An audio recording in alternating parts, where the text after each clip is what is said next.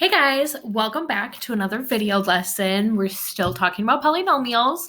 And today we are going to go ahead and continue talking about roots. We've already talked about this a little bit. We've already talked about end behavior, and we're just going to emphasize what types of roots you can have, or rather how they can look different on a graph. So recall, a root is a solution or a zero. It's similar to an x-intercept. It's where the graph goes through the x-axis in some cases, but just in general, it's an x value that when you put it into your equation, you get out 0, okay, which is what causes it to go through the x-intercept, or through the x-axis mainly, okay? So when we talk about a quadratic function, as we have frequently, you can have two different types of roots, really. So if you look at this first example, you have these single roots right here and right here. It just goes through the graph, right? And we get our roots from the factor. So the factor of x plus 2 gives me a root at -2 if I set it equal to 0. So the factor is x plus 2. The root is x equals -2. Okay, so that's one of them. Similarly, I have x minus 3 equals 0, gives me a root at x equals +3. So I can see those each on the graph right here. All right. Those are what you call a single root. It's when the graph just goes through the x-axis, and it just counts for one root because that's how often the factor shows up, okay? This is different from a double root, which we've already kind of touched on, right? Funny that we should say that because it just touches the x-axis and then bounces right off. Haha, okay. So we have a factor of x plus 3, right? If I set that equal to 0, I get x equals -3, but now that is squared. So I would have another factor of x plus 3, setting that equal to 0, I would have another root at x equals -3. That is what we call a double root. And graphically, what we see is that it hits the graph, it hits the x-axis, and it bounces at that same point, okay? So that's what we call a double root. So remember, the number of roots in a polynomial always matches its degree. So this, even though for this, its degree is 2 because it's a quadratic, even though seeing visually one root, that is a double root, so it counts for 2, all right? So let's take a look at these cubic functions, all right? If I look at this first one, I've got 3 different factors. They're all single. So I see a root at -3 from my first factor, right? I see a root at +1 from my second factor. And since it's going through, that is again a single root. And then I've got another root at +4, which is another single root. So those are all single roots. So 1 + 1 + 1 is 3. There we go. I'm talking about cubic functions here. So another possibility is I could have a single root at -1. That's a single root. And a double root. Right here, I have a double root at +2. Once again, that is because this factor is being squared, so it counts for 2 roots. Okay, so these things that we have seen before. Once again, 1 + 1 + 1 in my first example is equal to 3, which is my degree. In this case, 1 + 2 is equal to 3, which is my degree. I can also have just a triple root. If I look here, I've got the factor of x minus 2, and that is cubed. What happens in this situation? Well, right here is what it looks like graphically. That is what we call a triple root, where the graph goes and it hits that +2 on the x-axis, flattens out, and then continues going up in the opposite direction.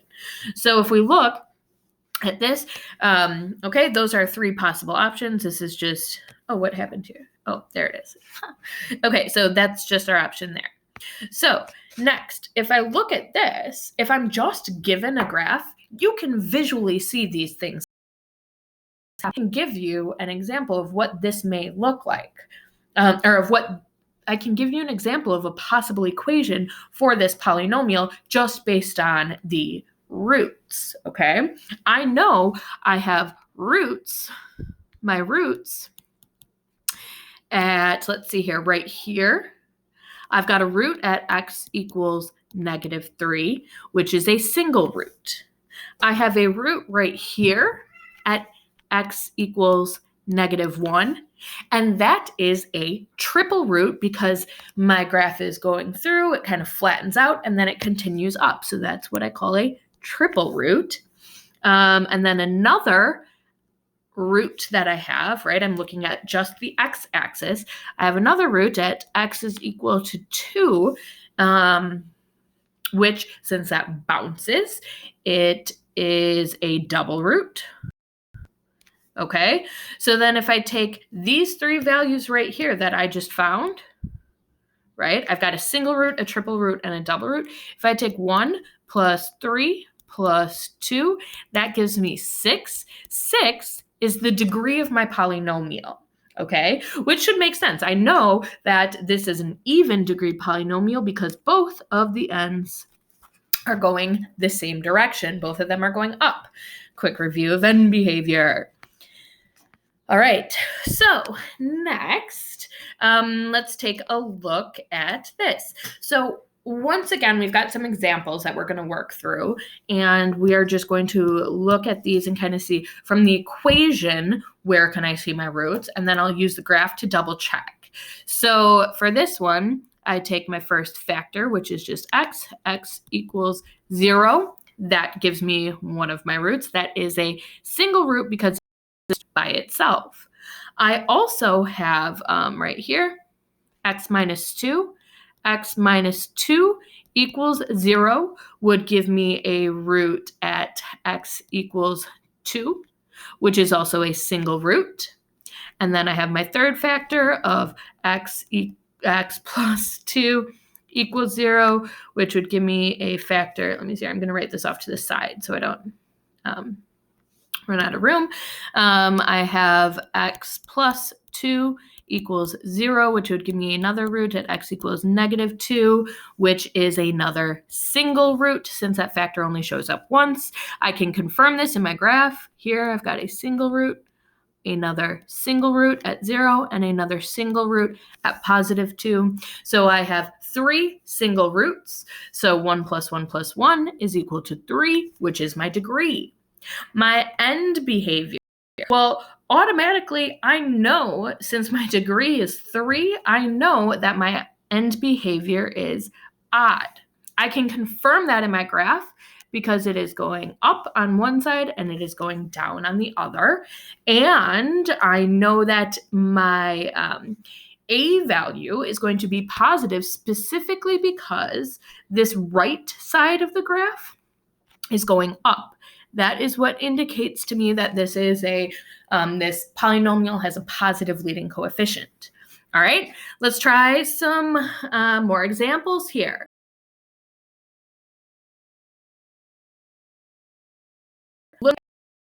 0.02, that's just my A value. It's a leading coefficient right here. All right, x plus 4, set that equal to 0. Gives me a root at -4, and since that factor is by itself, that is a single root. X minus 1 equals 0 gives me a root at x equals +1, and since that factor is squared, that is a double root. All right, now my last factor is x minus 5. Set that equal to 0. X is equal to 5, and since that factor is all just alone, it's not squared or cubed or anything, that is another single root. Okay, so if I take these 1 plus 2 plus 1, that gives me 4, which is confirmed in the fact that both of these ends are going the same direction, which is up, and that is an even degree. All right, and then I can talk about my A value. I know that since specifically my right end is going up, I know that it is a positive, it's a positive polynomial, right? And I can confirm that right here, 0.02 is positive, right? I didn't confirm that in my first example, right? But if I go back to number 1, the leading coefficient, since there's nothing written in, the leading coefficient would be like, what is going on here? The leading coefficient would be like an imaginary 1 written in there. Okay, so which is positive, right? Great. Next, this one, why don't you guys try this one on your own? It's a little bit more challenging, but I think you can do it. Give it a go. Okay, so hopefully you have attempted this problem. This one's a little bit more tricky, first of all, because our first factor is x cubed. So that gives me my root at x equals 0, which is a triple root, which you can see in the graph because my graph kind of is coming up, it flattens out, and it goes through. Then I can also see I've got a single root at x equals 3 and a single root at x equals -2 because those are just going through the x-axis, and add 3 plus 1 plus 1. That gives me a degree of 5, which is odd, which is confirmed by the fact that the ends of this graph are going in 2 different directions. It is a negative, I know I've got a negative a value because the right side is going down, which makes it negative, and that is confirmed in the fact that -0.1 is my leading coefficient. Okay, so now level up. Let's see. We have another example here, but this time we do not have the graph to confirm our answers, which is fine because we know how to do this. So I'm still going to take each of my individual factors, set them equal to 0 to get my root. So x equals 0, that is a single root because it's by itself. X minus 3 equals 0 gives me a root at x equals 3, which is another single root because once again, this factor is just by itself. Then x plus 5, set that equal to 0. That's my third. I've got another factor here. X is equal to -5, which is a root. This one is double because I'm raising to the power of 2. Okay, which indicates to me that I have 1 plus 1 plus 2. My degree is 4. So what do I know about this polynomial? I know that both ends are either going up or they're both going down because it is even degreed. And I specifically know that it is going to be going up because my leading coefficient would be 1. All right, try this next one on your own. See if you can just identify the degree and all of the roots. Okay, check your work right now. I know that I've got roots at -2, -4, and +1. The root at +1 is a triple root. 3 plus 1 plus 1 is 5. That is my degree. Next. All right, problems 6 and 7 are a little bit more challenging just because we have to do a quick review of factoring. So when I'm factoring, I'm going to fold this down. Remember, I make my little X and the dashed line. I don't even need the dashed line really here because my leading coefficient is 1. But I'm looking for 2 numbers that multiply to 18 and add to 9. Those would be 6 and 3. Divide by 1, divide by 1. Okay, this is just 3. This is just 6. So I can actually rewrite this as y is equal to x times x plus 6 times x plus 3. Okay, so there I go. I rewrite it. I factored it. That's great. So now I'm still doing the same thing that I did before. I am going to say, okay, x equals 0. That's one of my roots. It's a single root. X plus 6 equals 0 gives me x equals -6 as a root, and it is once again single. X plus 3 equals 0 gives me a root at x equals, whoa, what happened there? Come on, gives me a root at x equals -3, which, because that factor only shows up once, it is another single root. Add all those up, I get a degree of 3. All right, why don't you guys go ahead and try problem number 7 on your own. Pause the video, come back and check your work. Not quite sure if you could hear this, but a little assistant professor Jax was just in the background making some noise. He just wanted to say hi to everybody. So there you go, Jax. Say hello. Okay. Anyways, so where were we? We were talking about the answer to this problem number 7. So hopefully you may have written your answer a little bit differently once you factored it, but you would have a double root at x equals 4 because you get this factor of x minus 4 squared, or x minus 4 times x minus 4. So once again, you would have a third degree function. Oh, come on. Third degree function, or third degree polynomial, because you have this single root and then a double root. All right, so now with these next couple of problems, they are a little bit different just because you have to use different factoring styles that we have talked about in the past. So for this first one, you want to rewrite this first term just by factoring out the GCF, okay? So the GCF, the greatest common factor, what can I factor out of x squared and negative 7x would be an x. So I can rewrite this as y equals x times x minus 7. That's just that first part, okay? And then the x plus 1 still tags along. So there it is. So now I see here my roots are going to be at x equals 0. That is a single root because it shows up only once. X minus 7 equals 0 gives me a root at x equals positive 7. So it shows up once. That only shows up once as well. And then x plus 1 is my third factor. X plus 1 equals 0 gives me another root at x equals negative 1, which is single because that only shows up once. Once again, I'm just adding 1 plus 1 plus 1 gives me my degree of 3. All right. Next, how many of you folks listening out there remember difference of squares? X squared minus 25.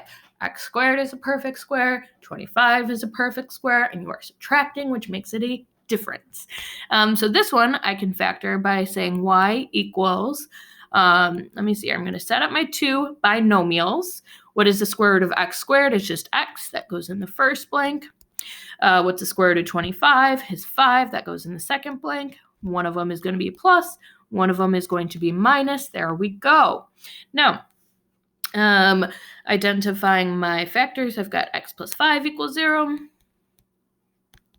which gives me a factor at x equals negative 5, which is a single root. I've got x minus 5 equals 0, which gives me x equals 5, which is also a single root. So my degree is 2. All right, that is all for today. As always, if you have any questions, feel free to email me. Stay safe, stay healthy, and stay on top of your algebra work. Thanks, guys. Have a great day.